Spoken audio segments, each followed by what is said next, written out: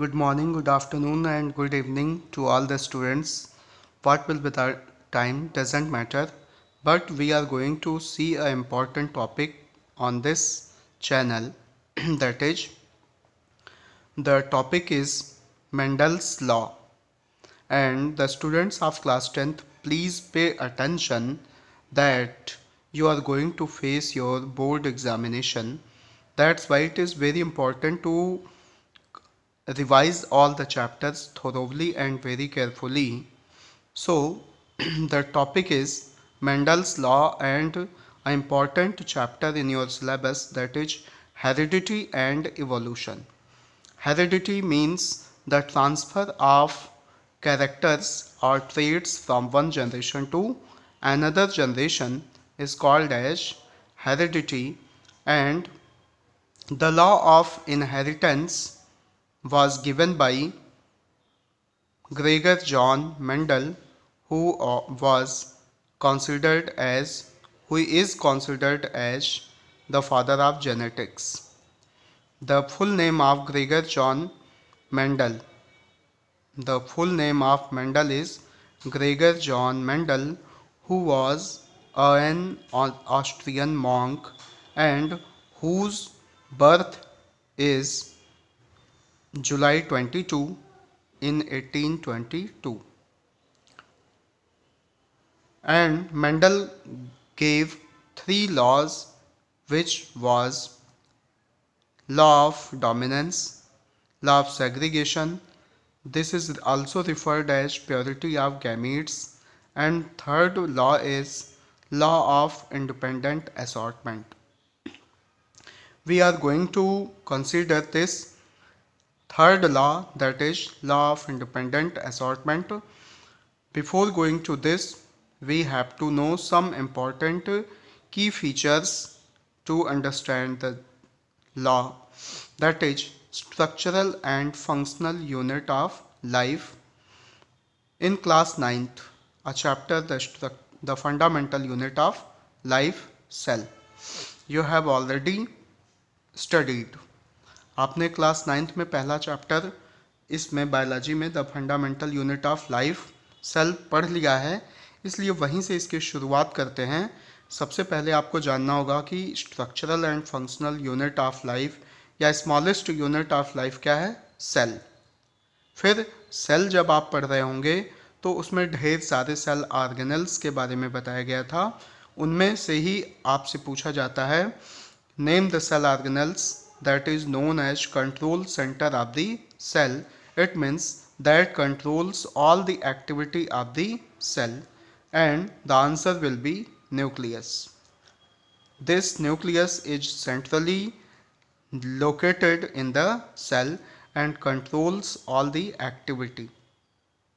These nucleus, further we have to study that this nucleus is consist of numerous thread-like structure, and this is condensed as a form of nucleus, and this nucleus is consist of thread-like structure that is called as chromosomes.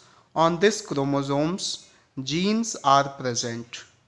Genes are responsible for governing a particular traits. It means it can be said that numerous characters are present in our body, which means the numerous genes are also present in our body.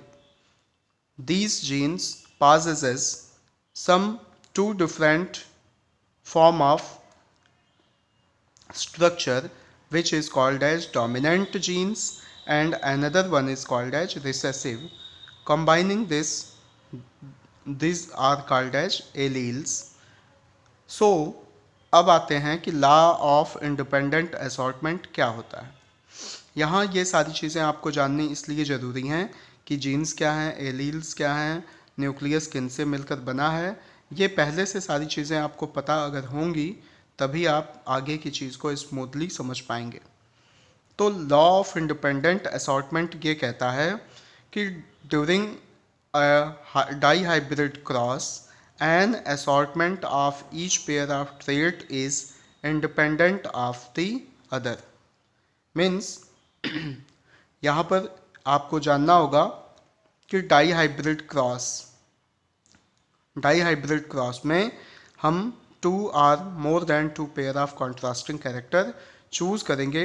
Die means two होता है और यहाँ पे contrasting character हम आगे देखेंगे कि कैसे गैमीट्स में एक दूसरे से वो इंडिपेंडेंट रहते हैं और इंडिपेंडेंट होकर अपना एक्सप्रेशन दिखाते हैं। तो यहाँ लिखा है this law states that during the die-hybrid cross an assortment of each pair of trait is independent of the other। Means अगर हम किसी डाई-हाइब्रिड क्रॉस को कराते हैं तो देखते हैं कि वो कैरेक्टर्स, वो ट्रेट्स अपने आप को नेक्स्ट जनरेशन में इंडिपेंडेंट रूप से शो करते हैं, एक्सप्रेस करते हैं। वो दूसरे कैरेक्टर को एक्सप्रेस करने से रोकते नहीं हैं या फिर इंडिपेंडेंटली हर एक जीन अपने कैरेक्टर को अगले जनरेशन में एक्सप्रेस करता है। तो इस वजह से यहाँ पर लिखा गया कि traits is independent of the other. Book में आपके एक डेफिनेशन दी गई है जिसका भी मतलब सेम है, लेकिन वहाँ लिखा गया है,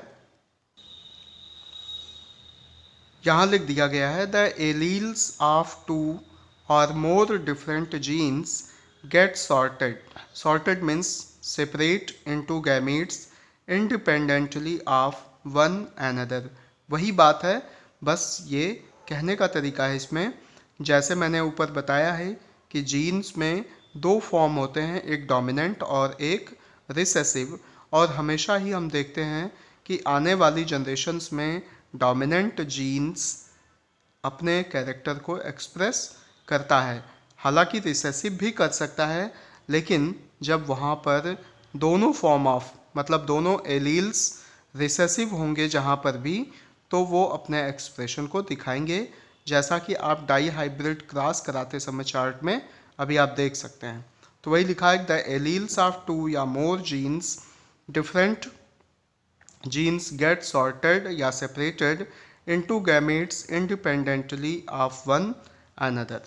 मीन्स वो gametes में सेपरेट हो जाते हैं और अपने आप को एक्सप्रेस करते हैं, दूसरे एलील्स या gametes या जीन्स को वो सेपरेट या एक्सप्रेस होने से रोकते नहीं हैं। राइट, तो आइए हम इसको चल के अगले चार्ट के माध्यम से समझते हैं कि ये कैसे होता है। यहाँ देखते हैं, पहले अगर गैमीट्स को आपको आगे जाके फ्यूज़ कराना है, क्रॉस कराना है, तो सबसे पहले हम उसको गैमीट्स से सेपरेट करेंगे, जिसके वजह से हम आगे जाके उसको फ्यूज करें। मतलब पहले पेरेंटल जनरेशन से गैमीट्स को सेपरेट कराना पड़ेगा। तो यहाँ पर हमने ले लिया है पेरेंटल जनरेशन, जिसमें दो तरह के हम a pair of contrasting character choose कर रहे हैं। यहाँ पर है पहला राउंड और येलो, और दूसरा हमने लिया है रिंकल्ड ग्रीन।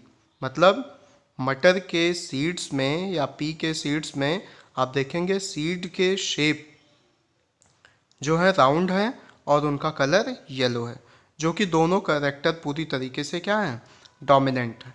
और यहाँ पर हम देखेंगे कि जो सीड्स हैं वो रिंकल्ड है, रिंकल्ड मीन्स झुर्रीदार, और उनका कलर जो है वो ग्रीन है। तो यहाँ पर देखेंगे कि ये पूरी तरीके से हमने रिसेसिव ले लिया है, इसलिए two pair of contrasting character हमें यहाँ से मिल गया। अब यहाँ से देखेंगे गैमेट फॉर्मेशन होगा तो कैपिटल आर और कैपिटल वाई होगा, जो कि डोमिनेंट है। और यहाँ पर रिंकल्ड ग्रीन लिया गया है, तो यहाँ से जो गैमेट हमें मिलेगा वह स्मॉल आर और स्मॉल वाई मिलेगा। अब इनके बीच जब हम क्रॉस कराएंगे तो F1 जनरेशन में मिलने वाले सारे पौधे कैसे होंगे, राउंड येलो होंगे, क्योंकि दोनों ही ये रिसेसिव का है, लेकिन ये कैपिटल आर इसके ऊपर डोमिनेंट है, इसलिए ये अपना कैरेक्टर शो ऑफ नहीं कर पाएगा। तो capital R is dominant over small R and this capital Y is dominant over small Y. Means this round is dominant and this yellow is dominant and this is recessive, this is recessive. So the first generation has all the plants having their seeds round and their color will be yellow. This is the first generation. And to get the second generation or F2 generation, we have to fertilize the seeds of round and yellow. Self fertilization इसमें कराएंगे. अब self fertilisation कराते समय हम इसके gametes बनाएंगे और ये गैमीट्स देखिए कैसे बनाएंगे. दिस कैपिटल आर और ये कैपिटल वाई. तो पहला गैमीट हमारा बन गया कैपिटल आर कैपिटल वाई, जो कि हमने यहाँ लिख दिया. दूसरा हम इस स्मॉल आर का इस वाई के साथ कराएंगे तो ये बन जाएगा small R and capital Y, जो कि सेकंड गैमीट है. थर्ड में हम इस कैपिटल आर का इस स्मॉल वाई से कराएंगे तो थर्ड गैमीट जो हमारा बनेगा वो कैपिटल आर स्मॉल वाई बनेगा. और अगेन हम इस स्मॉल आर और स्मॉल वाई का करेंगे तो ये स्मॉल आर और स्मॉल वाई गैमीट्स बनेंगे. हम इन गैमीट्स को मान लेते हैं मेल गैमीट. मेल का ये सिंबल हो जाएगा मेल गैमीट्स. और इसके बाद सेम गैमीट्स हम बॉटम साइड में भी रखेंगे, that is capital R capital Y and small R capital Y. The third will be capital R small y and the last gamete is small r small y. ये हमने gametes बना लिए. अब हम इनके बीच में क्रॉस कराएंगे तो देखेंगे कि F2 में हमें कौन कौन से पौधे मिल रहे हैं. अब क्रॉस कराते जाइए और लिखते जाइए. पहले गैमेट को इससे क्रॉस कराएंगे तो कैपिटल आर कैपिटल वाई. यहाँ लिख देंगे कैपिटल आर कैपिटल वाई. इस गैमेट का इससे क्रॉस कराएंगे तो कैपिटल आर कैपिटल वाई. लिखते समय ये बात ध्यान रखेंगे कि डोमिनेंट कैरेक्टर को हम पहले रखेंगे और रिसेसिव को बाद में रखेंगे. तीसरे को क्रॉस कराएंगे तो capital R and capital Y small Y. लिख देंगे capital R capital Y small Y. Next will be this is crossed with this capital R capital Y small Y. Same process यहाँ से हम करेंगे सेकंड गैमेट के साथ. तो यहाँ भी हमें मिल जाएगा capital R small R capital Y. Second मिलेगा small R capital Y. Next capital are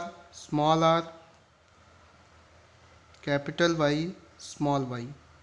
next small R capital Y small Y. Next तीसरा करेंगे capital R capital Y small Y. Next capital R capital Y small Y. Next capital R small Y. Next capital are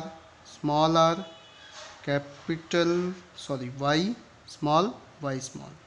next and last capital R capital Y small Y. Next small R capital Y small Y. Next capital R small Y small Y. Next small R small Y. तो ये आपके characters मिल गए. अब आप ये जो seeds हैं आप इसे आइडेंटिफाई करना है तो मैं आपको बता देता हूँ. तो हमने ये क्रॉस करा लिया और अब हम यहाँ पर देखेंगे कि जो हमारे चार्ट में सीड्स आए हैं उनका डिटर्मिनेशन करना है और काउंट करना है कि इनका हमें किस फॉर्म में पौधे मिल रहे हैं. यहाँ देखिए this capital are is dominant over this capital R, so the shape of color is round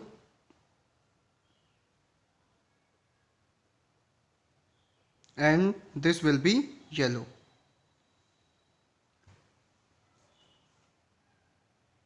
Round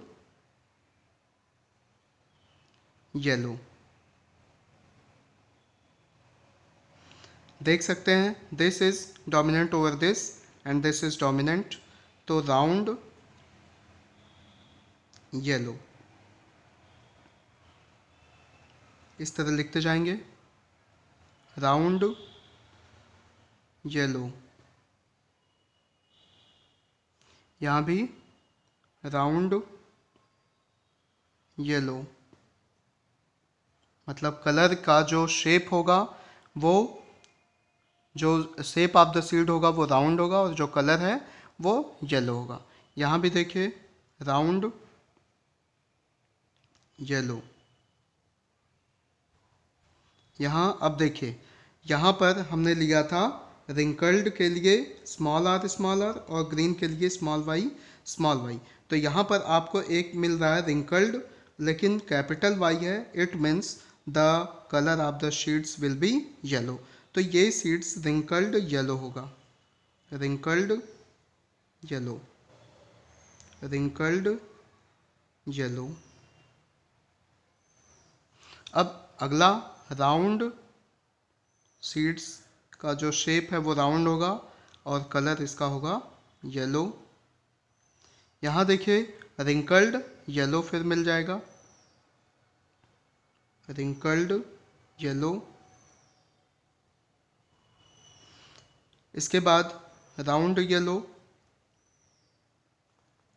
ये आप भी कर सकते हैं और प्रैक्टिस करने से ही आपको समझ में आएगा। Round yellow. यहाँ देखिए राउंड तो मिल रहा है, लेकिन यहाँ पर सीड्स का जो कलर है वो ग्रीन है, तो राउंड ग्रीन, राउंड ग्रीन। यहाँ राउंड ग्रीन। यहाँ देखिए राउंड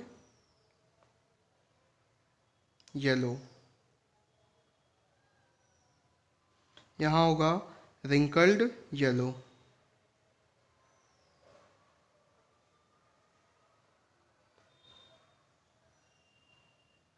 और यहाँ पर राउंड ग्रीन।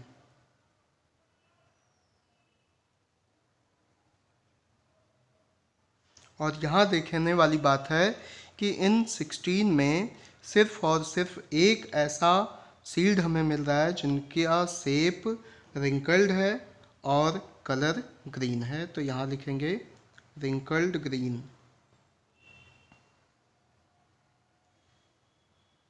सॉरी हाँ रिंकल्ड ग्रीन, ग्रीन। अब हम कंसीडर करने वाले हैं कुछ चीज़ों को और ध्यान से देखेंगे कि हमें ये क्या मिल रहा है। तो अब आते हैं कुछ पैटर्न बना लेंगे कि ये जो सीड्स मिल रहे हैं कितने टाइप्स के मिल रहे हैं। तो आप देखिए round yellow, round yellow, round yellow, round yellow, round yellow, round yellow, और उसके बाद round yellow, round yellow, round yellow, और कहीं पर राउंड येलो नहीं है। तो 1 2 3 4 5 6 7 8 और 9 सीड्स हमें ऐसे मिल रहे हैं जिनका शेप जो है वो राउंड है और कलर उनका येलो है। तो हम राउंड येलो के लिए लिख लेंगे 9। ओके, नेक्स्ट पॉइंट ये है कि ये जो हमें मिला है, ये जो चार्ट हम बना रहे हैं, this is the F2 generation. ध्यान दीजिएगा, आपने F1 जनरेशन यहाँ लिखा और F1 जनरेशन में आप जब सेल्फ फर्टिलाइजेशन कराया तो जो पौधे हमें मिल रहे हैं उनके सीड्स वो F2 जनरेशन के हैं, राइट। अब हम देखेंगे phenotypic ratio of these seeds, और फिनोटिपिक रेशियो मैं आगे अगले पेज पे लिखा हूँ, इसलिए मैं आपको काउंट करके यहाँ दिखा देता हूँ। राउंड येलो 1 2 3 4 5 6 7 8 और 9, मीन्स 9 सीड्स ऐसे आपको दिख रहे हैं, 9 पौधों के सीड्स ऐसे हैं जिनका कलर येलो है और शेप राउंड है। अब इसके बाद आते हैं दूसरे सीड्स के तरफ। देख रहे हैं कि राउंड येलो हो गया। अब रिंकल्ड येलो की बात करते हैं। रिंकल्ड येलो काउंट करेंगे कितना है, 1 2 3। तो रिंकल्ड येलो की संख्या कितनी है, 3। तो रिंकल्ड येलो आपने 3 लिख लिया। अब इसके बाद राउंड येलो हो गया, रिंकल्ड येलो हो गया। अब आते हैं रिंकल्ड, और कौन सा हमें तीसरा मिला है, राउंड ग्रीन। राउंड ग्रीन में देखिए एक यहाँ है राउंड ग्रीन और फिर राउंड ग्रीन, इसका मतलब राउंड ग्रीन भी 3 है। और लास्ट में हमारा बच गया एक जो कि रिंकल्ड ग्रीन है। इसलिए जो हमारा फिनोटिपिक रेशियो है वो राउंड येलो का आ गया 9, रिंकल्ड येलो का आ गया 3, राउंड ग्रीन का आ गया 3 और रिंकल्ड ग्रीन का आ गया 1। इसलिए हम इसको लिखते हैं 9:3:3:1। इसका मतलब जितने भी पौधे होंगे उनमें जो सीड्स, अगर उन पी पॉट्स को ओपन किया जाए और उनके सीड्स को लेके काउंट किया जाए तो जितने भी सीड्स होंगे उनके बीच नियरली अप्रॉक्सीमेट रेशियो आपका बनेगा 9:3:3:1। This is the Mendel's third law, which is considered as the law of independent assortment। तो आई होप दैट आपको आइडिया लग गया होगा कि ये चीज़ें कैसे होती हैं। इस चैप्टर को अगर आपको पढ़ना है तो आपको ढेर सारे टर्मिनोलॉजी को भी जानना होगा कि ट्रेड्स क्या होते हैं, जीनोटाइप्स क्या होती हैं, फिनोटाइप्स क्या होते हैं, जीन क्या होते हैं, एलील्स क्या होते हैं, डोमिनेंट जीन क्या होता है, रिसेसिव जीन क्या होता है, जनरेशन्स में चेंजेस कैसे आते हैं, F1 जनरेशन क्या है, F2 जनरेशन क्या है, क्रॉस ब्रीडिंग क्या है, सेल्फ फर्टिलाइजेशन क्या है, ये सारी चीज़ें, ये टर्मिनोलॉजी आप जान जाएंगे तो ये चीज़ें बहुत ही आसान हो जाएंगी। तो आई होप दैट आपको ये वीडियो समझ में आ रहा होगा और कुछ न कुछ आपको इससे नॉलेज ज़रूर मिल गई होगी। तो आप इस चैनल पे अगर नए हैं तो चैनल को सब्सक्राइब कर दीजिए और वीडियो को ज़्यादा से ज़्यादा लोगों को शेयर करिए ताकि और बच्चों तक ये वीडियो पहुंच पाए। Thanks for watching the video by Deepak Srivastava.